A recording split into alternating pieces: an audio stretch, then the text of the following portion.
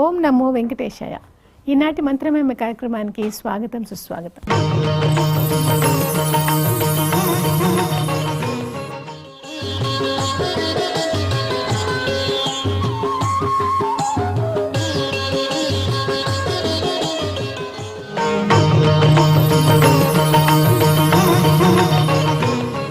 మంత్రమేమ కార్యక్రమంలో దత్త అవతార ప్రాశస్త్యం గురించి, దత్తదేవుని యొక్క ఆవిర్భావం గురించి, ఆ మంత్ర మహిమ గురించి మనము బ్రహ్మశ్రీ వట్టిపర్తి పద్మాకర్ గారిని అడిగి తెలుసుకుందాం. నమస్కారం గురుజీ.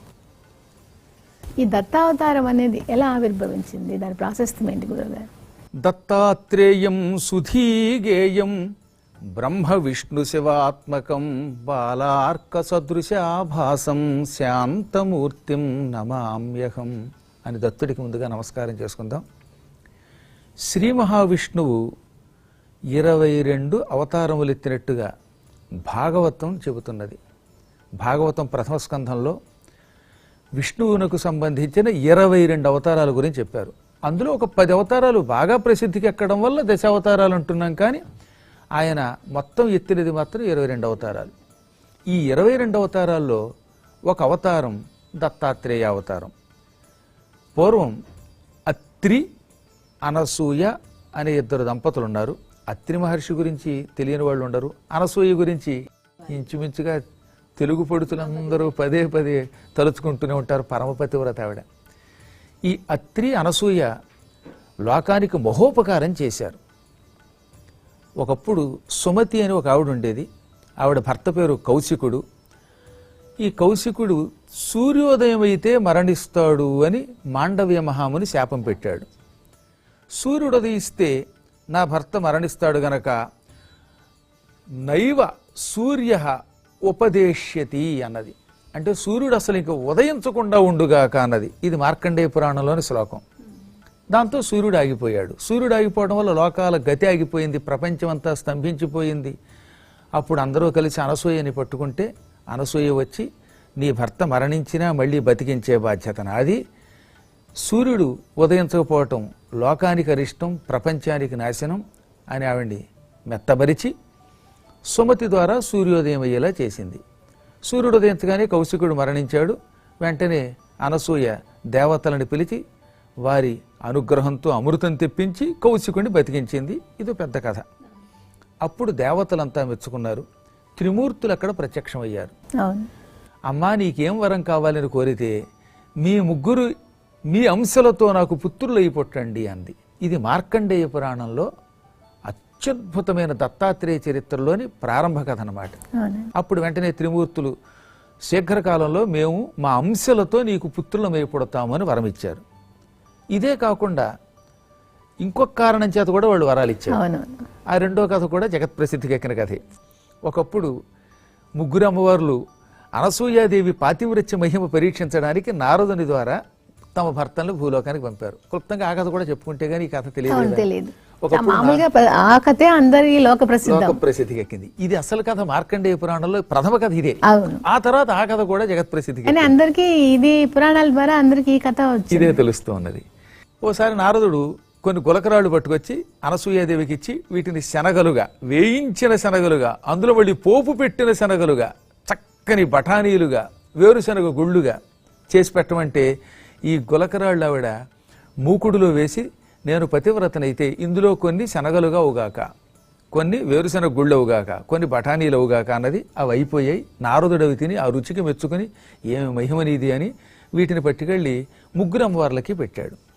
అప్పుడు వాళ్ళు ఆశ్చర్యపోయి ఈ అనసూయ పాతివ్రత్యం పరీక్షించమని త్రిమూర్తుల్ని పంపారు. త్రిమూర్తులు సన్యాసుల వేషాల్లో వచ్చి భిక్షాందేహి అనగానే వాళ్ళ ముగ్గురికి విస్తరాకులు వేసి ఆవిడ మంచి భోజనం వడ్డించింది. అప్పుడు వాళ్ళన్నారు, మేము కోరినట్టుగా భోజనం వడ్డిస్తేనే తింటామన్నారు. మీ కోరిక ఏమిటి అంది ఆవిడ. అప్పటికి అత్రి ఇంట్లో లేడు, తపస్సుకి ఎక్కడికో వెళ్ళాడు. నువ్వు వివస్త్రవై దిగంబరంగా మాకు ఈ భోజనం పెట్టాలి అన్నారట. అప్పుడు ఆవిడకి అర్థమయ్యి, ఓహో త్రిమూర్తులు పరీక్షిస్తున్నారు అనుకుని కమండలంలో నుంచి కొన్ని నీళ్లు పట్టుకొచ్చి, అది కూడా భర్తగారి కమండల జలం, ఆ జలం పట్టుకొచ్చి వాళ్ళ మీద జల్లి, మీ ముగ్గురు పసిపాపలైపోండి అన్నది. ఇంకేముంది, వాళ్ళు బుల్లి బుల్లి పాపలుగా మారిపోయారు. అప్పుడు చిన్నపిల్లల దగ్గరికి ఆవిడ దిగంబరంగా వచ్చి భోజనం పెట్టింది. ఆ తర్వాత వస్త్రాలు ధరించి వాళ్ళని ఉయ్యాల్లో పడుకోబెట్టింది. ఈలోపు త్రిమాతలు ఎప్పటికీ భర్తలు రాకపోతే ఏమయ్యిందా అని నారదునితో పాటు అక్కడికి వచ్చారు. వచ్చి చూస్తూ ఉయ్యాలలో పడుకొనున్నటువంటి పసిబాబులు కనిపించారు. వాళ్ళు మా మహిమ వల్ల మీరు యథారూపం ధరించండి అనగా వాడు యథారూపం ధరించలేదు. అప్పుడు నారదుడు మీ మహిమని మించిన మహిమ అనసూయది అనగానే అప్పుడు అనసూయని బతిమాలుకున్నారు.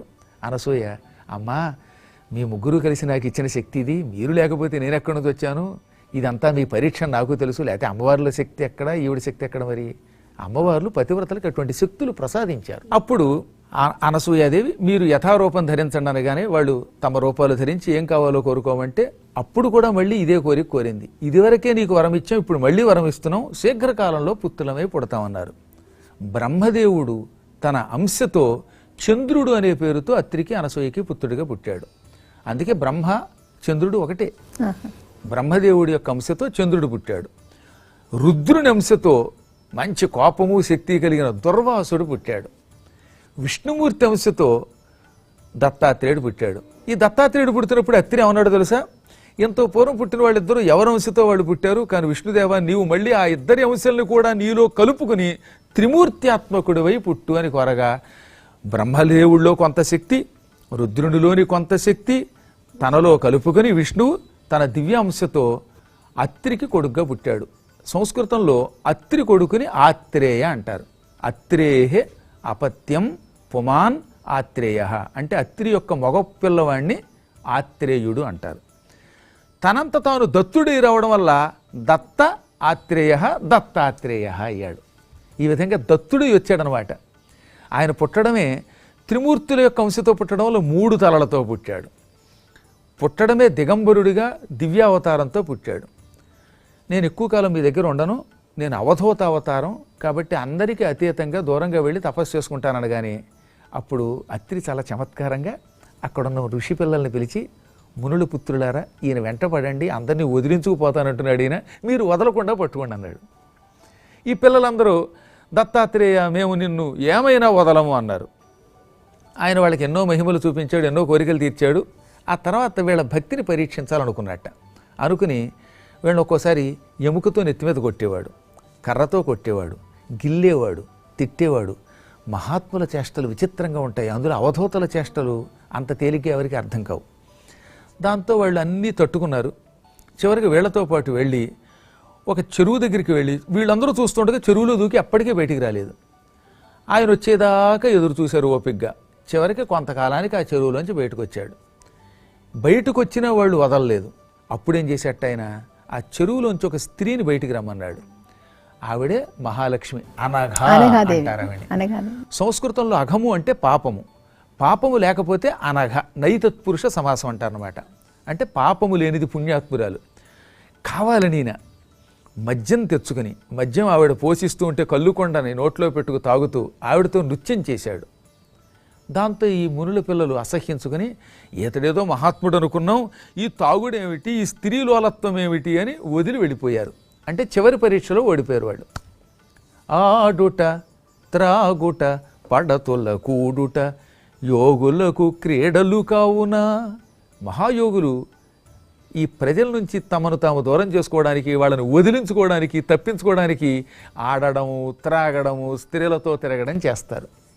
జ్ఞానులకైతే ఇది క్రీడ అని తెలుస్తుంది. సామాన్యులకి ఏముంది, నాస్తికులు పిచ్చివాగుడు వాగుతారు, తద్వారా దూరం అయిపోతారు. అలా వాళ్ళని దూరం చేసుకుని ఆయన సహ్యపర్వతానికి వెళ్ళి అక్కడ మహాతపస్సు చేశాడు. అనఘాదేవిని పక్కన పెట్టుకుని నిరంతరం యోగక్రీడ చేసేవాడు. ఇదన్నమాట దత్తాత్రేయుని అవతారం. మనకి మార్కండేయ పురాణంలో, భాగవతంలో, బ్రహ్మవైవర్త పురాణంలో, నారద పురాణంలో, దేవీ భాగవతంలో కూడా వస్తుంది. దత్తాదేవుడు చాలాసార్లు చాలా రకాలుగా, చాలా తన అవతారాలు అంటారో మరి నాకు తెలియదు, రూపాలు అంటారు, చాలా రకాలుగా చాలా రూపాలుగా కనిపించారు. కాలాగ్ని శమనుడని విధంగా ఆ రూపాల గురించి చెప్తారా? సాధారణంగా ఇప్పుడు కృష్ణుడే ఉన్నాడు. ఒక్కొక్కప్పుడు కుంతీదేవికి ఒక రూపం చూపించాడు, అర్జునుడికి విశ్వరూపం చూపించాడు, ధర్మరాజుకు ఒక రూపం చూపించాడు, ఉదంకుడు అని ఒక ఆయన ఉన్నాడు, ఆయనకి అశ్వమేధ పర్వంలో ఆయనకు ఒక రూపం చూపించాడు. భగవంతుడు ఆయా భక్తుల యొక్క ప్రవర్తనని బట్టి, వాళ్ళ భక్తిని బట్టి, వాళ్ళ జ్ఞానాన్ని బట్టి అనేక రూపాలు ప్రదర్శిస్తాడు. అలాగే మన దత్తాత్రేయుడు కూడా ఇంద్రుడికి ఒక రూపం చూపించాడు. ఇంద్రుడికి చూపించిన దాన్ని సంపూర్ణ దత్తావతారం అంటారు. అలాగే కార్తవీర్యార్జునుడికి కాలాగ్ని శమనుడిగా కనపడ్డాడు. ఇలా దత్తుడు 18 రూపములు ధరించినట్లుగా మార్కండేయ పురాణం వల్ల తెలుస్తుంది. మార్కండేయ పురాణంలో ఎక్కువ దత్త చరిత్ర ఉంటుందండి. నా అదృష్టవశాత్తు మార్కండేయ పురాణాన్ని సంపూర్ణంగా ఒక నెలలాళ్ల పాటు చెప్పగలిగాను. వాటన్నిటిలోనూ ఈ మొత్తం పురాణాల్లో ఉన్న సారము, వాటితో పాటు ఈ మధ్య కాలంలో వచ్చిన లీలలు కూడా కలిపి ఆ గురు చరిత్ర తయారు చేశారు. ప్రధానంగా మాత్రం మనకి మార్కండేయ పురాణం వేదవ్యాసుడు ప్రమాణం కనుక అది. అందులో ఈ దత్తాత్రేయుడు 18 రూపాయలు ధరించి ఒక్కొక్కరిని అనుగ్రహించినట్టుగా ఉంటుంది. అసలు ఆ అనుగ్రహం చాలా విచిత్రం. మొట్టమొదట అందరికంటే ఎక్కువగా ఆయన అనుగ్రహించింది ఇంద్రుణ్ణి. పూర్వం జంభుడని ఒక రాక్షసుడు ఉన్నాడు. జంభాసురుడు. అసురుడు అంటే రాక్షసుడు కనుక వాడి పేరు జంభా కాబట్టి జంభాసుర. ఈ జంభాసురుణ్ణి ఎవరూ చంపలేకపోయారు. చివరికి ఇంద్రుడు వచ్చి దత్తాత్రేయుడు కాళ్ళు పట్టుకున్నాడు. ఎంత పరీక్షించాడండి ఆయన. భక్తులకి ఎప్పుడు ఈ పరీక్షలు ఉంటాయి. మీరు భక్తితో ఉన్నప్పుడు మీ మీద రాళ్ళు వేసేవాళ్ళు ఎక్కువ ఉంటారు. ఎందుకని భక్తి కనుక. అక్కడ మీరు తట్టుకుంటున్నారు, ఆ భక్తి బయటకు వస్తుంది. అలాగే ఈ ఇంద్రుడు దత్తాత్రేయుడిని పట్టుకున్నాడు. అప్పుడు ఒక అద్భుతమైన దృశ్యం అది. 3 పుర్రెలు త్రికోణాకారంలో పెట్టేట ఆయన. ఓ పుర్రె, ఇంకో పుర్రె త్రికోణాకారంలో పొయ్యి కింద పెట్టి, దాని మీద ఓ పెద్ద పుర్రె పెట్టి, కింద శ్మశానంలో కాలుతున్న కట్టెలు పెట్టి, ఈ పుర్రెలో నీళ్లు పోసి, బియ్యం పోసి, ఎసరు పోసి బియ్యం వండినట్టు అనమాట. ఇప్పుడంటే కుక్కర్లు కానీ పూర్వం ఎసట్లో బియ్యం పోసేవారు. పుర్రెలో ఎసరు బియ్యం పెట్టి అందులో బియ్యం పోసి అన్నం వండుతున్నట్టు ఆయన. అన్నం ఉడికిందో లేదో చూడడానికి గరిటె బదులుగా ఓ ఎముక తీసుకుని ఆ ఎముకతో ఆ ఉడికిన అన్నం పైకి తీసి ఇలా చిదిమి ఇంకా ఉడకలేదు అని అందులో వేశాడు. అప్పుడు ఇంద్రుడు వెళ్ళి నమస్కరించగానే ఈ చేతిలో ఉన్న బియ్యం కలుపుతున్న గరిటెగా ఉపయోగిస్తున్న ఎముకతో టంగు నెత్తి మీద కొట్టాడు. ఆయన మాడు పగిలిపోయింది. అయినా సరే కాళ్ళు గట్టిగా పట్టుకుని, నువ్వు కొట్టినా తిట్టినా నిన్నే పట్టుకుంటానన్నాడు. అబ్బో చాలా పరీక్షించాడు. ఓసారి అయితే ఉడుకుతున్న అన్నం ముఖం మీద పోశాడు. ఇంద్రుడి ముఖం కాలిపోయింది. నువ్వు చంపు, నన్ను కొట్టు, ఏమి చేసినా నీ పాదం వదలనన్నట్ట. అప్పుడు చిట్ట చివరికి ఆయన జాలిపడి, దేవతలతో పాటు ఇంద్ర నువ్వు నన్ను సేవించావు, నీకేం కావాలన్నాడు. జంభాసురుని చంపు అంటే మళ్ళీ ఇంకోసారి పరీక్షించాడండోయ్. మధ్యాసక్తుడ అంగనారతుడ కర్మభ్రంశనోచిష్టుడన్ మాద్యదైత్య వినాశ శక్తి కలదే నాకన్న అదేవతల్ విద్యాక్షాళన శుద్ధ మానసుడవు ఆ విష్ణుండవు ఆద్యుండవు ఈ ఉద్యత్పుణ్య చరిత్ర ఇందిర మహాయోగీంద్ర చూడామణి. నాయన నేను మధ్యాసక్తుణ్ణి. చూస్తున్నావుగా కళ్ళుకొండ ఈ పక్కన పెట్టుకుని ఈ స్త్రీ అందిస్తూ ఉంటే ముంతలకు కళ్ళు తాగుతున్నాను. నీవన్నీ ఇంద్రుడు మనసులో ఇంతకు ముందు అనుకున్నాడు. ఫస్ట్ చూసినప్పుడు ఇవన్నీ అనుకున్నాడు. అందుకని అవన్నీ మళ్ళీ ఆయన కావాలని. అంటే ఆ ఇంద్రుడికి వచ్చే ముందు అనుమానం వచ్చింది. కొంతమంది ఆయన తాగుబోతుంటున్నారు, స్త్రీలోలుడు అంటున్నారు అని అనుమానిస్తూ వచ్చాడు కదా. అందువల్ల అదే పరీక్ష ఎదురైందనమాట. అందుకని నేను మధ్యాసక్తుడిని, స్త్రీలోలుండి, వేదకర్మలకు అతీతంగా ఉంటాను. నా ప్రవర్తన చూస్తే అందరూ అసహ్యించుకుంటారు, జుగుప్స పొందుతారు. నువ్వు నా కాళ్ళు పట్టుకుంటే మాత్రం నేను భయంకరమైన మదించిన బలం కలిగిన రాక్షసుడిని ఎలా చంపుతాను అంటే మళ్ళీ పరీక్షిస్తే మేము తట్టుకోలేం. ఎంతో పూర్వమే కొంత మోసపోయాం. ఇప్పుడు మాకు విషయం అర్థమైంది. నువ్వు ఆది విద్యాస్వరూపుడివి, ఆది విష్ణుడివి, ఆత్మవిద్యతో మనస్సు పవిత్రంగా ఉంచుకున్నవాడివి. మనస్సు పవిత్రంగా ఉన్నవాడికి ఈ లౌకికాచారాలు వాడిని పాడు చెయ్యవు, నువ్వు ఇక పరీక్షించకు అనగా అప్పుడు ఆయన వాడిని ఇక్కడికి తీసుకొస్తే చంపుతానన్నట్ట. నా తండ్రి వాడిని ఇక్కడికి తీసుకొచ్చే శక్తి ఉంటే మేమే వాడితో యుద్ధం చేసేవాళ్ళం కదా అంటే పర్వాలేదు. వాడు సభలో ఉన్నప్పుడు చెడమడ తిట్టు, వాడి కోపం వస్తుంది, వెంట పడతాడు, పారిపోవడానికి అలవాటే కాబట్టి 1 2 3 అని పరిగెత్తుకుంటూ వచ్చాయి, నేను చూసుకుంటానన్నట్ట.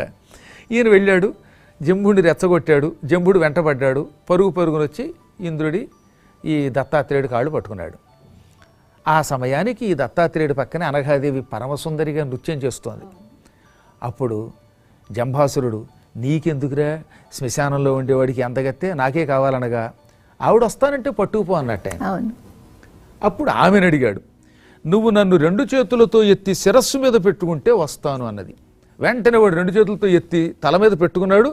వెంటనే వాడి తల పెద్ద శబ్దంతో విస్ఫోటనం చెందింది, పగిలిపోయింది, ముక్కలైపోయింది, తునాతునకలైపోయింది. ఓ బాంబు పేలితే కూడా అలా అవ్వదనమాట. చచ్చిపోయాడు వాడు. అప్పుడు దేవతలకు అనుమానం వచ్చింది, అసలు యుద్ధము లేదు, ఓ బాణం ఎక్కువ పెట్టడం, చక్రం విడిచిపెట్టడం ఏమీ లేకుండా వాడిని ఎలా చంపావు అంటే, లక్ష్మీదేవి శరీరంలో 7 స్థానములలో ఉన్నంత వరకు మనుషులు బాగుంటారు. ఈ మేనం పురుషుని 7 స్థానంబులు గడచి తలకుంజని సిరివానిన్ విడుచును అని మార్కండేయ పురాణంలో మారణ గారు రాసిన పద్యం ఇది. మనిషి శరీరంలో 7 స్థానాల్లో లక్ష్మి ఉండొచ్చు. ఈ 7 దాటాక తల మీదకి లక్ష్మి వెడితే వాడు పతనం అయిపోతాడు. అంటే అంతరార్థం ఏంటి? తల మీదకి లక్ష్మి వెళ్ళడం అంటే అహంకారం, సిరి ఉంది, నాకు ధనం ఉంది అనే అహంకారం తలకెక్కడంట. అందుకే లక్ష్మీదేవిని శిరస్సు మీద పెట్టుకోకూడదు. ఇప్పటికి కూడా మన మంత్రశాస్త్రాల్లో అపూర్వ మంత్రశాస్త్రాలు ఉన్నాయి. వాటిలో బంగారం కనుక సరిగ్గా ఈ నెత్తి మీద సహస్రార కమలం మీద పెట్టుకుంటే వాడు అక్కడి నుంచి పతనం అయిపోతాడని చెప్పారు. అందుకే చూడామణి లాంటివి పెట్టుకోవాలి. గొలుసు ఇలా వచ్చి ఈ ముందుకు రావాలి తప్ప సరిగ్గా ఈ మాడు మీద మాత్రం డైరెక్ట్గా బంగారం పెట్టకూడదు. అందుకే బంగారం ఉంగరాలతో నెత్తి మీద ఇలా పెట్టుకునేటప్పుడు ఆ తగలకుండా చూడమని చెప్పేవారు. సువర్ణానికి అంత శక్తి ఉంది. పాదముల మీద ఉంటే మనకి వాహనాలు వస్తాయి. మోకాళ్ళ దగ్గరికి బంగారం చేరితే శుభాన్ని ఇస్తుంది. నడుము దగ్గరకు వస్తే శుభం ఇస్తుంది. కంఠస్థానంలో ఉంటే వాక్శక్తి వస్తుంది. వక్షస్థలం మీద ఉంటే వాడు సంకల్పించిన సంకల్పం అవుతుంది. కనుబొమ్మల మధ్యలో లక్ష్మీదేవి చేరితే వాడు ఏం చెబితే అది ఇతరులు వింటారు. ఈ 7 స్థానాలు కాకుండా శిరస్సు మీద కెడితే వాడికి పతనం అవుతుంది అని దత్తాత్రేయుడు స్వయంగా చెప్పాడు. ఆ విధంగా జంభాసురుణ్ణి సంహరించి ఇంద్రుడిని అనుగ్రహించిన అపూర్వమైన గాథ దత్తాత్రేయ చరిత్రలో మనకి మార్కండేయ పురాణంలో ఉంటుంది. ఇదే కథ నారద పురాణంలో కూడా ఉంటుంది. దత్తాదేవుడు కార్తవీర్యార్జునుడు కూడా రక్షించినాడు కదా. అసలు ఆయనకు 1000 చేతుల బలము దత్తదేవుని పూజ వల్లనే వచ్చింది. అవునండి. అది ఎలా ప్రసాదించాడంటారు? కార్తవీర్యార్జునుడు చాలా గొప్ప వంశంలో పుట్టాడు. ఇది కూడా మీకు వివరం చెప్పాలి. పూర్వం విష్ణుమూర్తి లక్ష్మీదేవిని నువ్వు ఆడగుర్రం అయిపో అని చెప్పించాడు. దేవీ భాగవతం 6వ స్కంధంలో ఉంటుంది, 6వ స్కంధంలో. అప్పుడు ఆవిడ, నేను ఆడగుర్రం అయిపోయి నీకు దూరంగా ఉండలేను, నాకు శాప విముక్తి ఏమిటి అంటే, నేను మగగుర్రమై నీ దగ్గరకు వచ్చాక నీకు నాకు పుత్రుడు పుడితే అప్పుడు నీకు శాప విముక్తి, నాతో వైకుంఠానికి వస్తావన్నాడు. ఆ తర్వాత ఆవిడ కురుక్షేత్రంలో ఆడగుర్రం రూపంలో విష్ణువు కోసం తపస్సు చేసింది. ఆ తర్వాత విష్ణువు మగగుర్రం రూపంలో వెళ్ళాడు. ఈ ఇద్దరికి ఒక కొడుకు పుట్టాడు. హయమునకు పుట్టడం వల్ల హైహయుడు అన్నారు ఆయన్ని. హైహయ వంశం అలా పుట్టిందనమాట. అతనికి ఏకవీరుడు అని పేరు పెట్టారు. ఈ ఏకవీరుణ్ణి యదు మహారాజు గారి తమ్ముడు తుర్వసుడు పెంచాడు. యయాతి మహారాజు గారికి యదువు, తుర్వసుడు, పూరువు మొదలైన 6 కొడుకులు. శర్మిష్ఠ వల్ల 3, దేవయాని వల్ల 3. అందులో శర్మిష్ఠ యొక్క చివరి కొడుకు పేరు తుర్వసుడు. ఈ తుర్వసుడు అనేటటువంటి వాడు ఈ కుర్రవాణ్ణి పెంచుకున్నాడు. విష్ణు భక్తుడు ఆయన తుర్వసుడు. అందుకే ఆ వంశాన్ని తుర్వశ వంశము, అదే తుడి వంశం అంటే కృష్ణదేవరాయల వంశం. తొడు వంశం అంటే ఇదే. ఈ తుర్వసుడు ఈ హైహయుణ్ణి పెంచాడు. ఆయనకి ఏకవీరుడు అని పేరు. ఆయన భార్య ఏకావళి. ఈ ఏకవీరునికి ఏకావళికి ఒక కొడుకు పుట్టాడు, మహావీరుడు అని ఆయన వీరత్వంతో చెయ్యలేని పని లేదు గనక కృతవీర్యుడు అన్నారు ఆయన్ని. అంటే స్వయముగా విష్ణువు కొడుకు ఏకవీరుడు, ఏకవీరుడు కొడుకు ఈ కృతవీర్యుడు అంటే విష్ణువునికి మనవడు. ఈ కృతవీర్యుడి కొడుకు కార్తవీర్యుడు. కృతవీర్యుడి కొడుకు కార్తవీర్యుడు అంటే విష్ణువునికి మునిమనవడు. కానీ కృతవీర్యుడికి చేతులు కొంచెం వంకరగా ఉండేవి, బలశాలి కాదు. కార్తవీర్యార్జునుడు కృతవీర్యుడిలా తండ్రిలాగా అంత బలవంతుడు కాదు. కృతవీర్యుడు చచ్చిపోగానే మంత్రులు వచ్చారు. ఆ పురోహితులు ఒక ఆయన పేరు గర్గాచార్యుడు, చాలా గొప్పవాడు, మంచి జ్యోతిష్కుడు. ఆయన వచ్చి, మీ నాన్నగారు పోయారు, నువ్వు పట్టాభిషేకం చేసుకో అంటే, మా నాన్న వీరుడు, దొంగల నుంచి ప్రజల్ని కాపాడాడు, నా దగ్గర పరాక్రమం లేదు, పరాక్రమం లేనివాడు ప్రభు అయితే ఉపయోగమే ఉన్నది, అసమర్థుడైన ప్రభువుని ప్రజలు లెక్క చేయరు కదా అంటే, అయితే ఒక పని చెయ్యి, సహ్యపర్వతం మీద ఇంద్రుణ్ణి కూడా అనుగ్రహించిన దత్తప్రభు ఉన్నాడు, ఆయన్ను ఉపాసించు అన్నాడు. అయితే దత్తప్రభువును ఉపాసించే మంత్రం ఏమిటన్నట్టు ఆయన. అప్పుడు కార్తవీర్యార్జునుడికి మంత్రం వచ్చింది. ఓం ద్రాం దత్తాత్రేయాయ నమః ఈ మంత్రం గర్గాచార్యుడు ఇచ్చాడండి. ఈ మంత్రం ఇలా ఉచ్చరించవచ్చట. కానీ ఉపాసన చేయాలంటే మాత్రం గురువు దగ్గర కూర్చొని స్వీకరించవచ్చు. ఇక్కడ ఉచ్చరించడం మాత్రం దోషం కాదు కాబట్టి చెప్పాను. ఓం ద్రాం దత్తాత్రేయాయ నమః. ఎప్పుడో కృతయుగంలో మాహిష్మతీపురంలో నర్మదా నదీ తీరంలో కార్తవీర్యునికి ఈ మంత్రాన్ని గర్గుడిచ్చాడు, వృద్ధ పురోహితుడు ఆయన. ఇప్పటికి కూడా ఆ గుడి ఉంది, ఉందండి, అక్కడ దీపం కూడా ఉంది. నేను వెళ్ళొచ్చాను. నేను అదొక అదృష్టం చూశారు. అందుకనే మీరు ఈ పవిత్ర కార్యక్రమాలు చేయగలుగుతున్నారు. అదిగో అక్కడ ఈ మంత్రాన్ని పొంది ఆ తర్వాత దత్తాత్రేయుడి దగ్గరికి వెడుతూ ఉంటేనే పురోహితుడు చెప్పాడు గర్గాచార్యులు వారు, చాలా పరీక్షలు పెడతాడు జాగ్రత్త అని. ఈయన కూడా ఇంద్రుడిని పరీక్షించినట్టే పరీక్షించాడు ఆయన. ఇంకా ఇంద్రుడు మొహం మీదే వేశాడు, కానీ ఆయన అలా కాదట, కట్టెతో చేతులు కాల్చేశాట. అసలే ఈ కార్తవీర్య యొక్క చేతులు కొంచెం సొట్టబోయి వంకరగా ఉండేవి, ఆ చేతులు కూడా కాలిపోయాయి. మొదలంట భుజముల వరకు చేతులు కాలిపోయాయి. అయినా ఆయన దుఃఖించకుండా, నీవు నన్ను పరీక్షిస్తున్నావు, నా చేతులే కాదు నన్ను కాల్చి బూడిద చేసి చంపివేసిన నీ పాదం విడిచిపెట్టను అన్నాడు. అప్పుడు భక్తితోటి తనని కొలుస్తున్న వాడి మీద జాలితో, నాయన నీకు మళ్ళీ చేతులు ఇస్తున్నాను అని 2 చేతులు ఆరోగ్యంగా మనలాంటి మంచి చేతులు ఉండేలా సొట్టబోయిన చేతులు కూడా వంకర లేకుండా చేసి ఉత్తమమైన హస్తాలు ఇచ్చి ఏం కావాలో కోరుకో అన్నాడు. నువ్వు విష్ణువు అని తెలుసు కాబట్టి నేను సామ్రాజ్య పాలన యొక్క సామర్థ్యం కోరుతున్నానంటే మళ్ళీ ఇంకోసారి ఆయన్ని పరీక్షించాడు. ఏమన్నాడో తెలిసిన, మీ అందరికీ అమాయకత్వం ఏమిటో, ఏదో కాస్త చేతులు ఇచ్చినంత మాత్రం చేత నన్ను విష్ణు అనుకుంటూ ఉంటారు. నేను విష్ణువుని కాదు, లేకపోతే ఈ పక్కనున్న ఆవిడ ఆదిలక్ష్మి కాదు, నేను తాగుపోతుని, ఇంద్రియలోలుణ్ణి, నా వల్ల నీకేం ఉపయోగం అన్నట్ట. బాబు నీ సంగతి విన్నాను, పదే పదే నువ్వు ఇలా అంటే నేను కూడా మోసపోయి బొట్టలో పడతాను, గురువులు శిష్యుల్ని మరీ ఎంత పీడించకూడదు, నువ్వు సాక్షాత్తు విష్ణువే, నన్ను అనుగ్రహించు అన్నాడు. అప్పుడు ఆయన జాలిపడి 1000 చేతులతో 1000 శిరస్సులతో అనేక నేత్రాలతో దివ్యమంగళ రూపాన్ని దర్శనమిచ్చి ఇప్పుడేం కావాలో కోరుకో అన్నట్ట. అప్పుడు ఆయన కోరాడు, అనినన్ సమ్మదమంది అర్జునుడు వేహస్తంబులున్ భూమి పాలన సామర్థ్యము ఘోర సంగర జయోల్లాసంబు ఇష్టార్థముల్ తను పేర్కొన్న జనాళిగాంచుటయు సద్ధర్మైక తాత్పర్యముల్. ఎన్ని కోరికలు కోరాడండి. ముందేమన్నాడు, వేహస్తంబులను 1000 చేతులు కావాలి. ఈ 1000 చేతులు ఇచ్చాను పొమ్మనగానే అలా ఇస్తే కాదు, ఎల్లప్పుడూ చేతులుంటే కష్టం ప్రయాణం చేయటం పడుకోవడమును, నేను కోరుకున్నప్పుడు 1000 చేతులు రావాలి, తక్కిన వేళల్లో 2 చేతులే ఉండాలి అన్నాడు. తథాస్తు అన్నాడు ఆయన. భూమండలాన్ని మొత్తాన్ని పరిపాలించే శక్తి అన్నాడు, ఇచ్చానన్నాడు. నేను యుద్ధం చేయడం అంటూ మొదలు పెడితే నాకు తప్ప ఎవరికి విజయం ఉండకూడదన్నట్ట. అలాగే ఇస్తున్నాను, ఒక్క నా అవతారమూర్తితో తప్ప ఎవరితో యుద్ధం చేసినా నీకు విజయం లభిస్తుంది. ఇంకా ఏం కావాలి, ఇష్టార్థములు, నేను ఏ అర్థము కోరుకుంటే, ఏ ధనం కోరుకుంటే ఆ ధనం వచ్చేయాలి, బంగారం వెండి ఏది అడిగితే అది రావాలి, వస్తువులు ఏవి కోరినా రావాలన్నట్ట. ఇస్తున్నాను. నన్ను ఎవరైనా పిలిచి మమ్మల్ని రక్షించు అంటే వాడు ఎంత దూరంలో ఉన్నా వాడి దగ్గరికి తక్షణం వెళ్ళి వాడి కోరిక తీర్చాలి, అంటే దేవుడిలాగే వరాలు ఇచ్చే శక్తి ప్రసాదించు, అలాగే అన్నట్టు ఆయన. ఈ విధంగా చాలా కోరికలు కోరి, ఇంకొకటి, నా ప్రజలంతా నన్ను కొలవాలి, నేను నిన్ను కొలవాలి, ప్రజలకి దేవుడికి మధ్యలో నేను మీడియేటర్ అన్నాడు. ఇక్కడ వస్తుంది అహంకారం పాపం. అప్పుడు ఆయన అన్నీ ఇస్తున్నానరా, కానీ దీనివల్ల నీకు అహంకారం మాత్రం రాకుండా చూసుకో. ఒకవేళ నీకు నేను మహాత్ముడిని, నేనే దేవుణ్ణి అహంకారం వస్తే నా అవతారంతో యుద్ధం చేస్తావు, నా అవతారమూర్తితో యుద్ధం చేస్తే మాత్రం నీకు పతనం తప్పదు, మరణించే ముందు నన్ను తలుచుకుంటే మాత్రం నీ పాపాలు తొలగి నా దగ్గరకు వస్తావని కూడా వరం ఇచ్చాడు. చాలా విషయాలు చెప్పారు స్వామి. నమస్తే. ఇది నాటి మంత్రమహిమ కార్యక్రమం. ఓం నమో వెంకటేశాయ. పరశురామునితో కార్తవీర్యార్జునుడు అవుతాడు. ఆ పరశురామునికి కూడా దత్తదేవుడే, అంటే ఒకే అవతారమైనా కానీ దత్తదేవుడే గురువుగా ఆయనకి చేశాడని, ఆ తర్వాత వాళ్ళ అమ్మా నాన్ని మాహుర్యం ఊర్లో ఇది చేశారు, ఏకవీరిక, ఆ ఊర్లో పరశురాముడి అమ్మా నాన్ని కలిశారని ఇవన్నీ చెప్తారు కదా, దాని గురించి చెప్తారా? ఇది కూడా నిజమే, ఎందుకంటే అంశ అవతారాలు కొన్ని ఉంటాయి, అందులో పరశురాముడు కూడా ఒక అంశ.